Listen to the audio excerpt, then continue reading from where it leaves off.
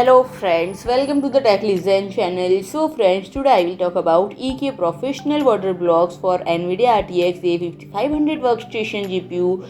So friends, the EK-Pro GPU RTX A5500 rack nickel plus inox is purpose designed water block that enable you to have professionally liquid cooled RTX A5500 GPU that can fit in a server rack, and this water block directly cools the GPU, VRAM and VRM as the cooling liquid is channeled right over these critical areas. And these water blocks feed the standard full height full width server changes form factor, making them a drop-in replacement for active and passive dual slot air coolers. And this version of the EK-Pro A5500 GPU water block features a 55-degree angle terminal block made of POM and machined stainless steel, and it has two 7x4-inch ports, allowing easy integration with EK-Pro QDC kits and manifolds for high compute density applications.